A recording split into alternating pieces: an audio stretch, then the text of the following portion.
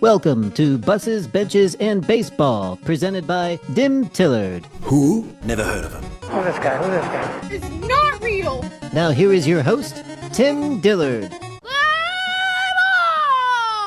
Hello, everybody, and welcome to the world's #1 most unneeded minor league baseball podcast in the world. It's Buses, Benches, and Baseball. And I am your host, Tim Dillard. Thank you for tuning in. And hey, remember to share this podcast with all your friends you don't like, and maybe some of the friends that you do like. There's a lot of media devoted to the major leagues, but not a whole lot focused, strictly on the minor leagues and the strange but true happenings that take place down in the minors. So that's why I decided to put this, little podcast together. This is episode number 3. Please check out the first 2 episodes if you haven't already, because this show is kind of like Play-Doh. It doesn't really serve a purpose, but it can be fun sometimes. And it's non-toxic and safe for kids. When you got Play-Doh, and without any further ado, let's begin the show. But first, let's hear a word from our sponsors. Nope, no sponsors. Oh, man.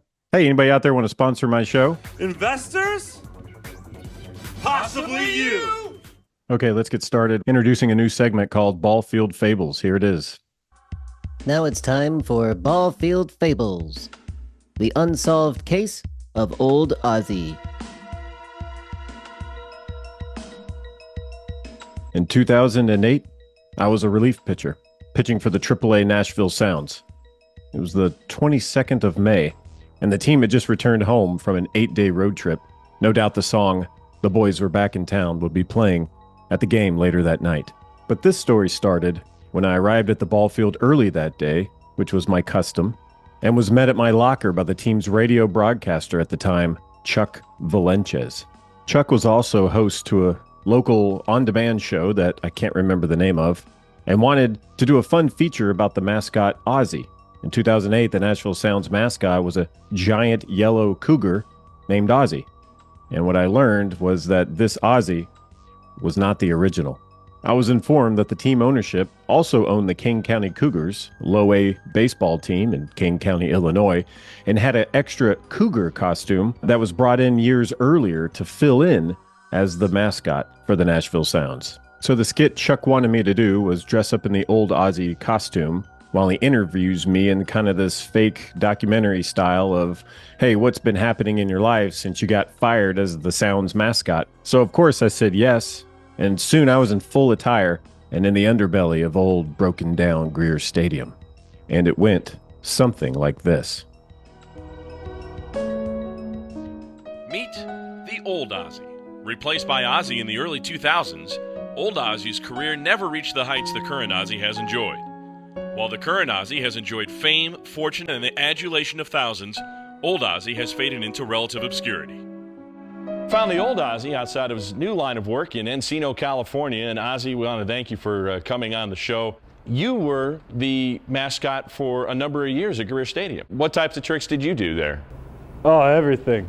I'm by far the best mascot they've ever had. What happened? Why aren't you at Greer Stadium anymore? They say I get outdated. I say, you know what? I'm what's hip. I can dance. You can dance if you want to.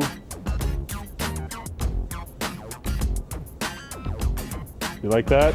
That's pretty good. That's good. That's pretty good. That's real good. All right, you're right. Who let the dogs out? Ozzie can't sing. He doesn't even talk. I talk and sing. I can sing.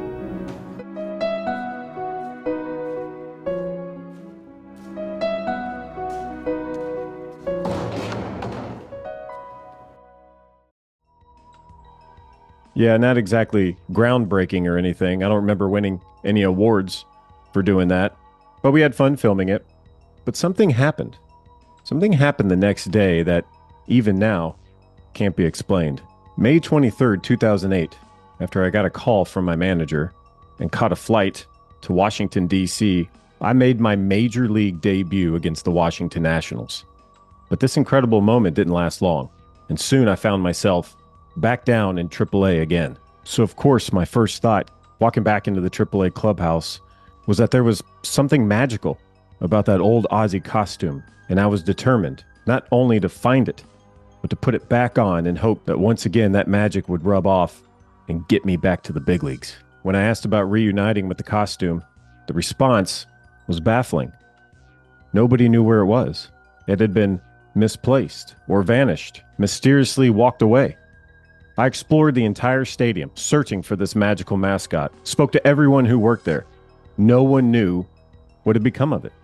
It was never to be seen again. So, did it in fact hold magical powers inside of it to get baseball players to the big leagues? Some say it did. Most would say absolutely not, that's absurd. But still, the search continues. For every mystery, there is someone, somewhere, who knows the truth. Perhaps that someone is watching. Perhaps it's you.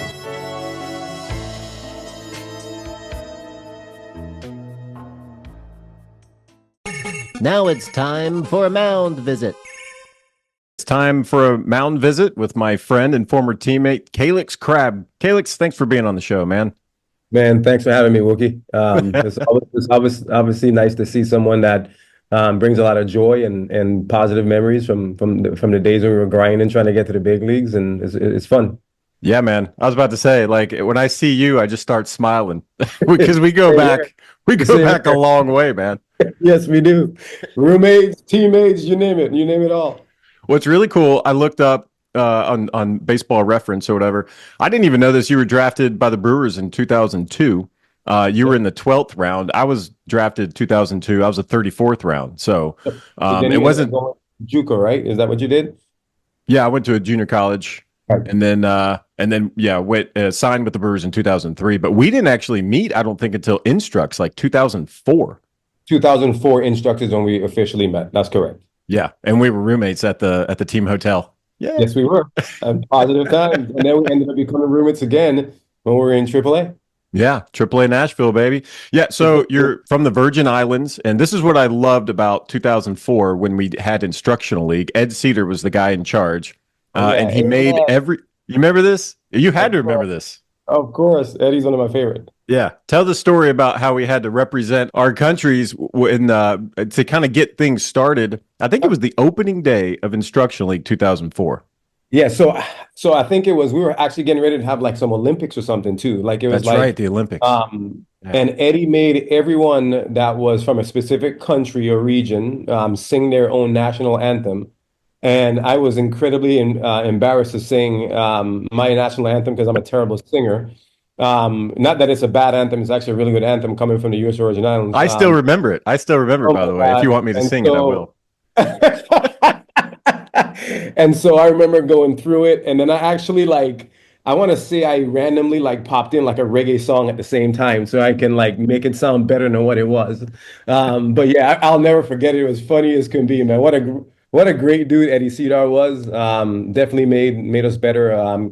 Gave us the toughness that we needed, but he also gave us that love that wanted us to stay motivated and keep us going. So tremendous times. I remember it like it's yesterday. Yeah, it was so good. And it was 20 years ago now actually 20 years now, because Instruction League is this time of year. So can you not remind me of how old you have? Yeah. It's fun. That was literally 20 years ago because when I was in high A, I wasn't quite 21 yet. I think I got drafted when I was 19. My first full season in Beloit, I was 20. And then, I was 21, but I had turned it during the summer while I was in High Desert. So yeah, wild, man. So 20 years, exactly 20 years, because I'm going to be 42 coming up in February. You don't have to say your age on this show, man. I just did. I'm not gonna. No, I'm not gonna make it. Nope. I am gonna be 42. I feel like I look good for 41 years old. Dude, you haven't aged. You haven't aged a day. Going back to the Instruction League Olympics. So what they did is they got everybody that was there, all the players across the board in the minor leagues that went to Instruction League. They had us out in the field. I think we're on field 4. Field 4. No, you're right. It's field 4. On the backfields, yeah. 4, yeah, it's 4. Yeah. And they had everybody. If you're from Dominican, they would put you out there and you would sing your song. Venezuela, they had all this U.S. guys, and then you had to go out there by yourself. By myself, stand on the mound because nobody else is from the Virgin Islands. And The you were like, only one by himself. all hail the Virgin Virgin Islands, Yes. emeralds of the sea. I love, dude. Yep. What I love about that is you just get a feel for where everyone's at, where sure. they're from, what it means. Yep. And just everybody together kind of embrace that. I've always loved that, man. That was a turning point just for me in my life and kind of how things went, especially in baseball. I think that's one of the most beautiful things about the game, right? Like everyone has a specific experience and thought process and is driven by obviously your origins, right? But that doesn't mean that we can't come to a place where there's a common goal, right? And like that's obviously like becoming major leaguers and winning baseball games. And we can set aside those slight, differences in where we came from and experiences and just get it done. And it was great, man. Like I that's why I love baseball. That's why I love sport, quite frankly. So it's cool. Yeah, that is good. And speaking of, different places and experiences, you're currently in the Dominican right now, right? I am currently in Boca Chica, where so I'm a hitting coordinator, one of the hitting coordinators with the Pittsburgh Pirates, and I am actually down here checking on our instructional league that's actually going on here in the DR. I'm in charge of obviously the hitting, and it's nice to come down and check on a lot of the players that have specific focuses that we're working on, and it's cool to see them from. I think we're like this would be actually week 9. We just finished week 9 of our DIL. You've been down there 9 weeks? I have not. So I have been lucky enough to come in and out. Yeah. And so I get to choose, but I like to come in and check. But nonetheless, to see some of these young kids that started off, 9 weeks ago, you see them now, they look like different people. They're stronger. We have a SNC program where some guys have gained 15 pounds of muscle, real muscle, and it's cool. It's cool, man, to see these dudes grow up. So I'm having a great time. I want to gain some real muscle. I retired and I just gave up. As you can tell. Yeah, because we haven't seen each other. I think we go from teammates, and then eventually we played against each other. And then I guess you were my coach in the Rangers organization. I was. Which is wild, right? To see you walk around like, oh my God, Wookie Dale is here.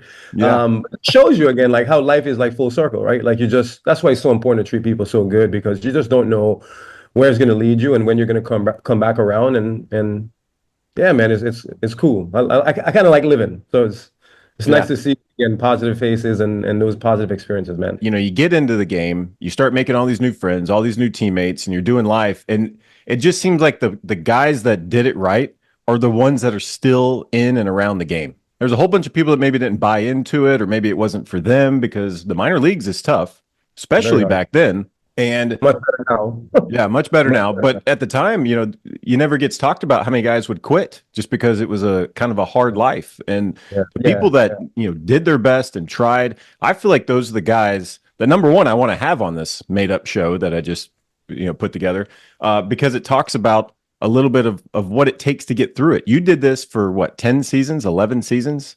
I did it for 11 seasons. Yeah. 11 seasons. Yeah. Finally got your big league shot with the Padres, but it took some time. And fast forward to now, you're getting to instruct what it was like to go through that grind for so long and help these young guys. And that's exactly what people need. And again, that's to your point, that's what we love about this game. It's funny. I want to pull on that thread a little bit more. Like you talk about doing it the right way. And for me, that right there is such a wise statement that you make, because the people that were in it for things other than themselves, and look, obviously there's a component that we're trying to live out our dreams, we're trying to provide for our future families that you and I now have, but ultimately we felt like the game was a special game, and it deserved an authentic, a real affinity with it. And when you have that mindset, there is more that you get out of the experience than just the physical playing, right? Like you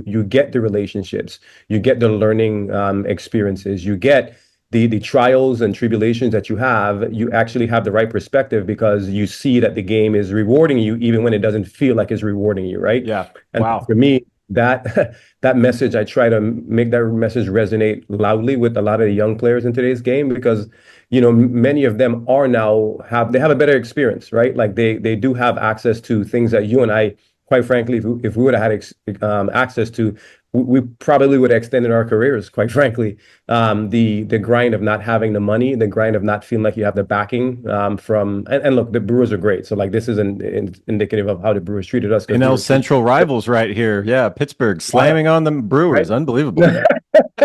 But I say all of that to say, if you do have the right perspective and you do have the right focuses and you put your mind and your heart where it's supposed to be, there's just lifelong lasting positives and return on your investment. It's just going to be much better. No, that's good, man. That's beautiful. Let's fast forward a little bit from the 2004 story to 2007. You said we were roommates, AAA, yes, and when you would take me to the field every day for every game. And I don't know if you remember this or not. Maybe you still teach it. I don't know. But you would have these CDs that you would play. If you remember what a CD is out there for listeners. No one knows what that is. Nobody knows it. Yeah. Just MP3, save it. But you had like hitting CDs. So we would listen to this. And I remember one of them, we were sitting there, we were stuck in traffic. We were on Highway 40 trying to get to the old Greer Stadium for the Nashville Sounds. And it was taking a fastball. This is what the CD said, taking a fastball swing at an off-speed pitch. And I was like, yes. I don't know. For whatever reason, that line always stuck in my head. Where did those CDs come from? Steve Springer. So he's actually wild. Like for everyone, Wookie Dill's memory is spot on. This is a true story. I still continue to be someone that dabble daily into mental fitness and mindfulness. That's something that I've practiced, and I will never stop because I just know to be able to control that space in between your thought and your action is such a valuable thing, not only in baseball, but just in life, right? So that you don't react to everything that we can clearly react to in today's world.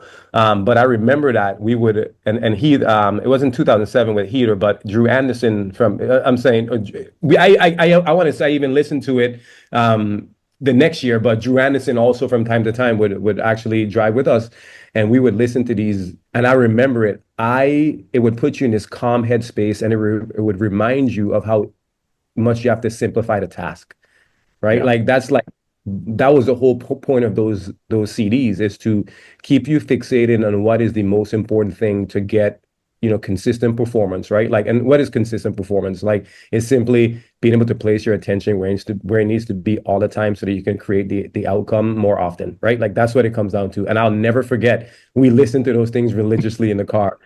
Steve Springer's a great guy. He actually still does some of the same things that he's done from back in the day. And it helped me have that was probably one of the best seasons I ever had. And there's no question that it was attributed to how consistent we were with working on it daily. Yeah, that's awesome, man. Yeah, I don't know, for whatever reason, I remember there was some other sentences on those CDs that I'm like, even as a pitcher, which, by the way, a lot of times in the minor leagues, you're not going to have a lot of pitchers rooming with hitters. I don't know.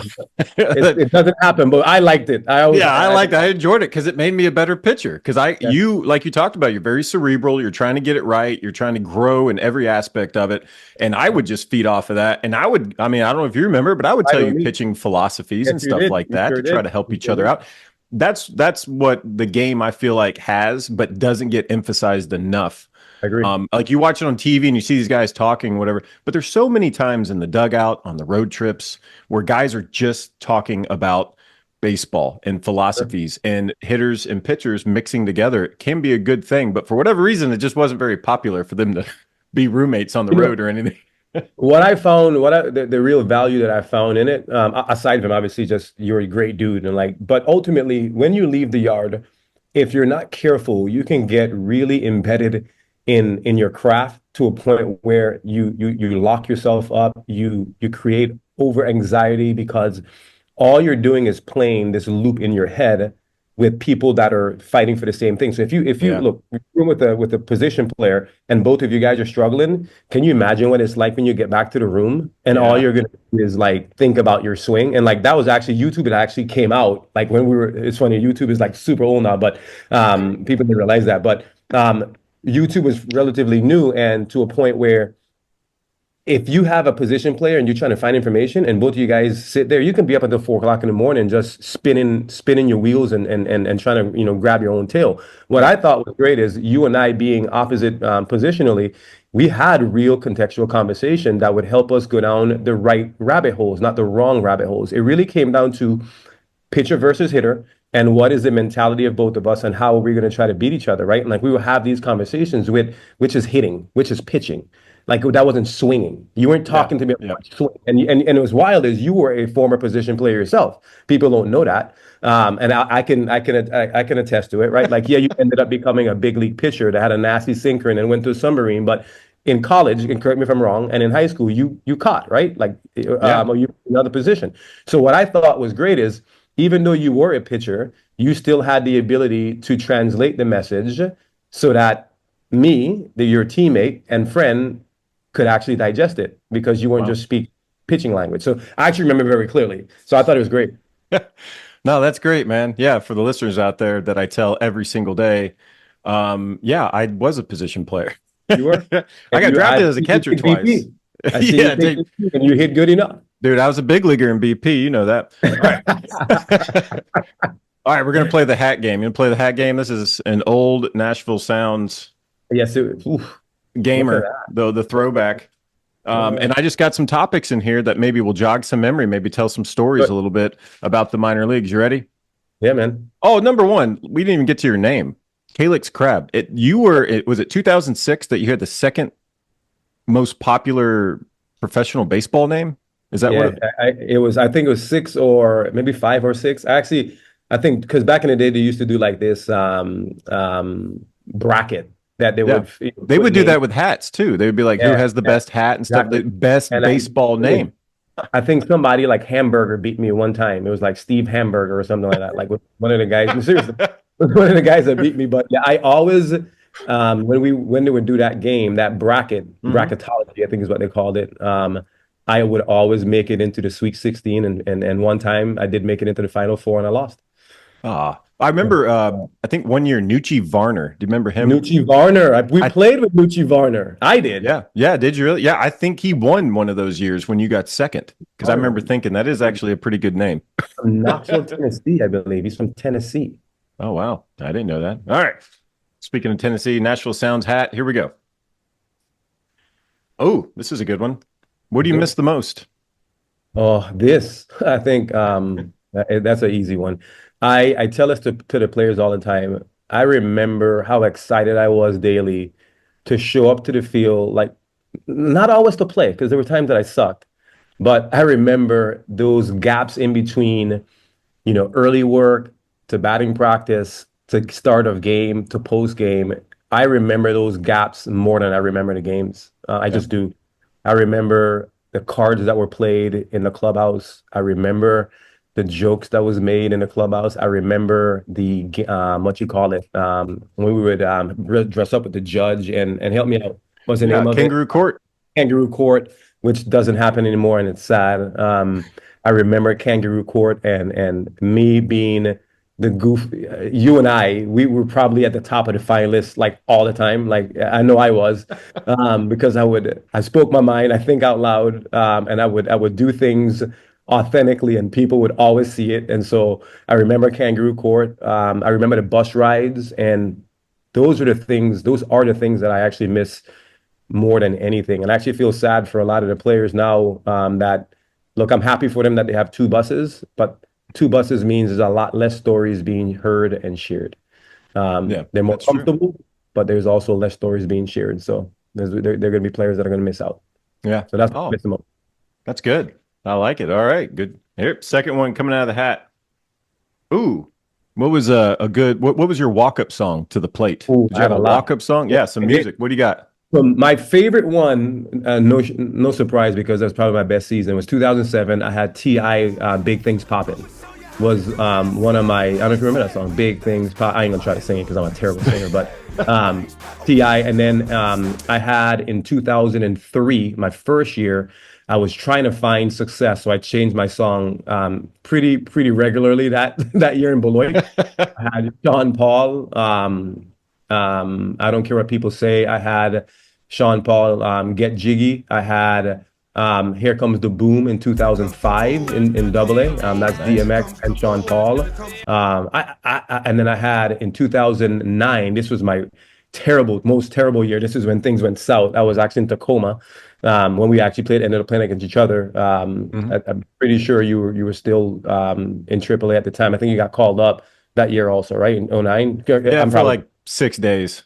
Thank you for remembering, though. But Black Eyed Peas, I Got a Feeling. That was another one that I really, really enjoyed. And then my favorite one, actually, next to T.I., was my last year playing. It was actually Nicki Minaj when she was very popular, and it was on her, oh my God, For Life. It was like, remember, I Wish I Could Have This Moment for Life. That was, I forgot the name of the exact song now. For Life. For Life. Yeah, that one. Yeah. For Life, that one that kind of repeats. Probably. Yeah. So that was probably my favorite because I knew at that point I felt like time was about to end. And in terms of playing, I remember I never changed it. No matter how good or bad I was doing that summer, I never changed it. And I still have that song on my iPhone.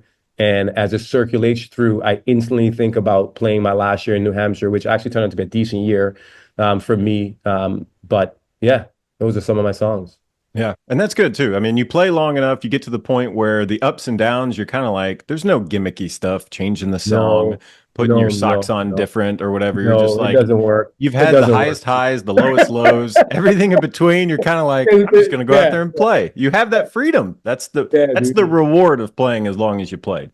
I think that's what I like the last year. And I would say from 2009 up until 11 when I stopped, I want to say I learned that the most during those years, right? Like my mindset shifted and it was like, you know what?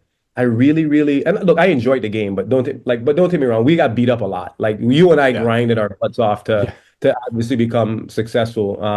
But I remember saying to myself, I really need to start enjoying this. Like even more than I appear to enjoy it. Like there was days where you just fake it to make it, right? But I want to say those last few years, there was no faking it to make it. I just was like, I'm just going to enjoy every day that I come to the field. I know this is going to end at some point. The tides have turned, and no socks that I'm going to put on, no shoes that I'm going to put on, no hat, nothing. I'm just going to go, and it is what it is. So, no, that's perfect. Yeah, it does get sweeter. It does get sweeter as it goes. Yeah. All right, let's grab another one out of the hat. What was your best game ever? Oh, all right. So you were with me actually. We were in 2006 in Double A together, I believe, because you were in Double A Huntsville in 2006. Huntsville Stars, correct? Yep. Sure. So you should remember this game, but Freddie Freeman was on this team. Jared Southley-Makia was on Mississippi's team. Jason Hayward was on their team. And we had a doubleheader on a Saturday because the Friday game was rained out. And I played both games and I went 6 for 6 combined in those games.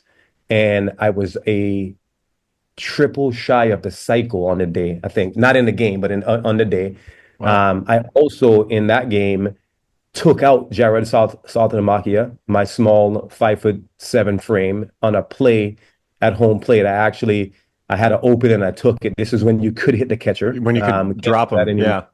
And look, I have no feelings on either way. I think you should protect. I think you should protect a helpless person.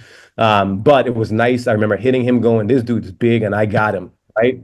And then, so I got one more really quick. I know we're on a time schedule, but the other one was in 2009, the day that I actually, crazy, we're talking about, thinking things can change you. But I changed my song to I Got a Feeling, and we were playing against the Padres, who I'd made the opening day roster in 2008. We were playing against Portland, which was still around at the time. Yeah.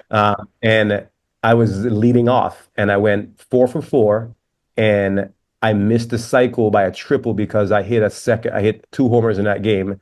And the last hit I remember the old Tacoma Stadium, like the high wall, I hit it to right center, and it was a rocket, but I cleared the wall by like an inch. If it hits the wall, I don't remember how sharp that wall was. It was pretty sharp. if it hits that wall, I'm 100% gonna have a triple, 100%. But I hit it good enough that I didn't, and so I went 4 for 4 with 2 homers, a double, and a single. And on the day, I think I had 8 RBIs, 7 or 8. It was a wild day, dude. I've never done it. No, I'll never That's do it. awesome. Yeah. I'll never do it ever again. So those are the two. I'm surprised you remember because most guys are like they only remember their worst day ever. I remember them clear as a day. I'll I never don't know if forget. I could. Yeah, I can't remember any good ones. I Yeah. remember all the bad ones though for sure. I used to. Yeah. All right. Let's see. All right. Spring training. Do you have a good spring training story? What do you think of? When you Yeah, think of I do. I have a lot of those, but I'll keep it. I'll 2 of them. I'm actually going to include you in one of them. Yeah. Oh, what I do? No, dude. So, as you remember, Jack Curtis, our famous mental conditioning coach, we had a spring training where you got up in front of the entire spring training. Oh, You remember that? There's a video. There's a video of that I'm trying to get destroyed. No, But you continue. know what? So this is probably the funniest thing I've ever seen in my life. But if many of you guys don't know, Dilly can impersonate anyone. And when I say anyone, I mean anyone. And he was able to, in one setting, impersonate our field coordinator, our mental skills coach, our catching coordinator, Charlie Green. You were able to impersonate every single person. And when I say down to a T, where you had their jerseys, Yeah. even down to a T, that you put powder in your hair to mimic Jack Curtis, who had all white, I mean, Blanco hair. Yeah. And we were able to talk about a lot of dude, this is real. A lot of the things that that they talk about in mental Oh, for skills. sure. We talked about a C243. We won't get too deep. I'm sure this is PG. Definitely. And then anyway, that was awesome. And then my second favorite spring training story is obviously when I was told that I was going to make the opening day roster for the Padres. So that was, I'd spent quite a bit of time. I was a decent prospect, as you remember, with Milwaukee. I had some decent years. Ricky Weeks, who's still a very good friend of mine. There just was really no path for me to get to the big leagues. Ricky was an absolute stud. And I had a really good year in 07. 2 back-to-back years I performed decently, AA and then AAA. And so I got Major League Group 5. And the odds of me having make that team probably wasn't great, but I put together an incredible spring training. I said, I got nothing to lose, and I'm going to put it all on the line. And I performed extremely well my very first big league camp to the tune of, I think I hit 316 spring training. Nice. And it was awesome. Had, I think, second or third most at bats in all the spring, or it was right up there. Yeah. And anyways, when they called me in to tell me that I made the team, because obviously you see, you know what it's like. You see people getting cut, you see people getting sent down, and I just was like, I'm still here, dude. Like, okay, this is probably a good thing. And so we're about 2 days away from breaking camp, and they called me in the office, and Buddy Black was there. Rick Renteria, who actually had managed the White Sox at one point, was in the office. And then Kevin Towers was in the office with Bud Black, and they informed me that I made the team. And that was, I'll never forget it. You start crying, you call your mom, you call your dad, you call college coaches. I remember everyone that I called, and it was called Amanda. It was unbelievable. So never forget it. Awesome. Yeah. I mean, those moments where you can't even function in those moments because your mind's going to 10 or 15 different places. All right. Even right now, recalling it is going to 10 or 15 different places. Yeah. Wild. No, that's okay. This is perfect. All right. Do you ever get a hit off somebody famous? Like who's the most famous person you got a hit off of? So yeah, this is an easy one. I had a chance to face Randy Johnson 5 times, and I was 2 for 3 off of him with a hits batter, a fielder's choice, and a pop up to shortstop. Yeah. You got hit by Randy Johnson? I did. And he called me I won't say the last, but he called me a little piece of when I got to first base. It was more like you see him mumbling in his mouth, and I assumed he was me. He was like, you little, and yeah, but it was cool. Like for me, I still am a huge Randy Johnson fan. Like I remember as a boy growing up, I would pretend to face Randy Johnson. This is why. I was 14 years old, still living in the Virgin Islands, and me and my buddy Keyshawn Herbert, we would practice under our building with these rocks. And I remember it would be like we would make up these stories in our head and be like, I'm facing Randy Johnson. Like this is when he was with the Mariners still, right? And throwing 100 before guys threw 100. Yeah. And so I remember in '08, we're in Arizona, and Buddy Black told me that I was going to get a start against him, and I remember going, "What? This is like coming full circle, right? Like I've faced him before, not in reality, right? Like in my little virtual world, but my first at bat, there was a runner at first and third, and I hit a ground ball to the hole." The guy that was playing shortstop bobbled it, and I ended up getting the run in, and they got the force out at second, but I got the RBI. And then my next at bat, 0-2 count, he threw a slider at my back foot, and I hit a double on the left field line, my first career double. Then my next bat, I got to 1-2 or 0-2 again, and he threw another back foot slider, and it hit my back foot. And I was about to say, I didn't move. And it was nasty. Like people don't realize like how good his slide. I mean, he threw 100, but his slider was devastating. Like it was tight. You know what they would call this thing today is a high spin slider with late glove side movement. But he hit me, and I did not get out of the way. And I remember it. I got down there, and he's looking at me, and he's like I can't believe this little, you know what I mean? Like he got a hit off of me, and then I hit him. But yeah, so he's Randy Johnson. Yeah, that's amazing. Randy Johnson. 2 RBIs off of him. He's probably mad that you didn't swing at the slider, right? No like doubt. he's doubt. probably like, you got to swing at that pitch because I remember that sucker. He would throw in the righties, and it was a strike for so long. Like it starts almost away from you. The entire time. You go to commit to it, and you're like, that's going to hit me in the foot. Yeah. And so I'll tell you one more piece of the story. Again, I know we want to keep this rolling, but Greg Maddox, who obviously had played against pitched against him for quite a bit of time, and Chipper Jones, his former teammate, he said Chipper Jones performed decently well against Randy Johnson, even though he was a better left-handed hitter by the numbers, right? But his strategy against Randy Johnson was to give him the arm side because Randy Johnson didn't necessarily command the arm side of the plate. A lot of people probably didn't realize that. They were trying to cheat, so that's what would make he had like a little bit of a arm side run to it, and obviously it was a life to 100, right?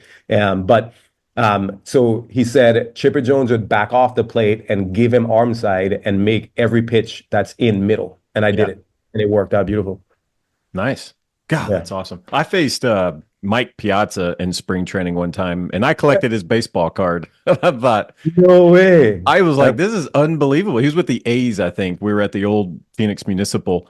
Yeah. And I was like, if I give up a home run that hits a giraffe in the zoo out behind left field, I was like, I'll never forget it. So I was like, I'm just going to throw him a sinker. And sure enough, he ground into a double play. So that's my most famous story I think I got. But awesome. Anyway, Callix Crabbe, brother, thank you so much for being on here. This was amazing. Thank you. Awesome. No, anytime, man. I'm proud of you. It's always nice to see you. A lot of positive memories. So tell the family hello. I will do. You do the same. All right, bro. Yeah. Thank you. Of course, man. Take it easy. Stay in touch. That is all for this week's episode of the world's #1 most unneeded minor league baseball podcast in the world, Buses, Benches, and Baseball. I'd like to thank my baker's dozen of listeners out there for tuning in, and also remind you that you can watch the show on YouTube as well as listen on Apple Podcasts, Spotify, and Amazon Music. And hey, why not subscribe, download, maybe leave a 5-star review. Just lie, right? Just lie. Make the show sound really awesome, so the show gets really popular. Thanks in advance. And of course, be sure to follow on social media at Dim Tillard Show on Twitter, Instagram, and Facebook for your chance to win a pointless prize pack. And you can also, besides wasting time listening and watching, you can also waste your money. Go to dimtillard.com/buymycrap to find some sort of pointless merch that you could give somebody in your life that has everything already. All right, great. See you next time on Buses, Benches, and Baseball. Thank you for tuning in to Buses, Benches, and Baseball, presented by Dim Tillard.